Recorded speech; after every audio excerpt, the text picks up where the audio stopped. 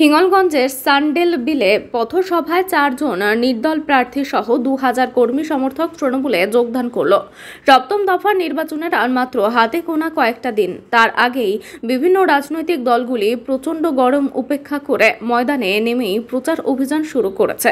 এদিন উত্তর 24 পরগনার বসিরহাটের হিঙ্গলগঞ্জের সান্ডেল বিলে তৃণমূলের পথসভা অনুষ্ঠিত হলো। গত 2023 সালের পঞ্চায়েত নির্বাচনে যে সমস্ত প্রার্থীরা টিকিট না পেয়ে নির্দল হয়ে দাঁড়িয়েছিলেন, তারা এদিন তৃণমূলের পথসভায় ব্লক সভাপতি সৈদুল্লাহ গাজীর হাত ধরে সান্ডেল বিল গ্রাম পঞ্চায়েতের প্রধান পরিতোষ বিশ্বাসের উপস্থিতিতে তৃণমূলের পতাকা হাতে তুলে নিলেন।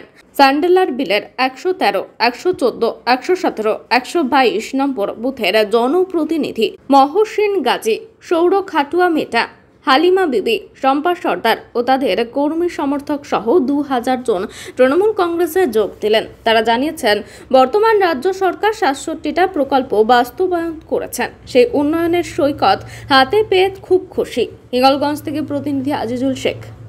দলকে ভালোবাসি, তার জন্য আর দিদির অনুপ্রেরণায় মানে নির্দল থেকে এই দলে যোগদান করেছি। কি নাম আপনার? গৌরী খাটুয়া মেটা। কোন বুথ এটা? 122 নম্বর বুথ, সান্ডেল বিল। আমরা ভালোবাসি বলে আমরা ভোট দিই, সবাইকে ভোট দেওয়ার জন্য আহ্বান করছি।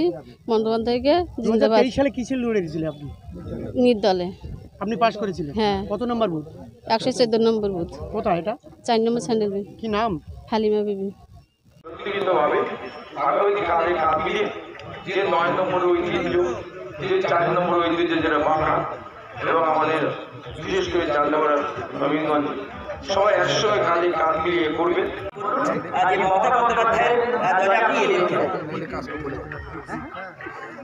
মমতা ব্যানার্জিকে অনুরোধ করার জন্য আহ্বান করেছি, সবাই ঠিক আছে, ধন্যবাদ।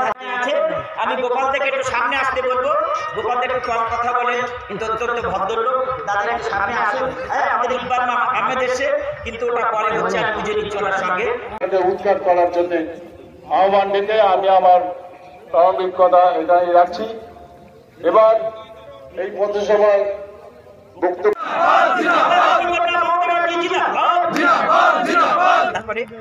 হালিমা বিবি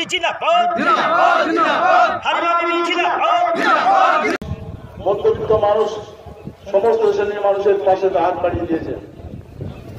সেই উন্নয়নকে খদের পরিবার যে পরিবর্তিত সরকার বিভিন্ন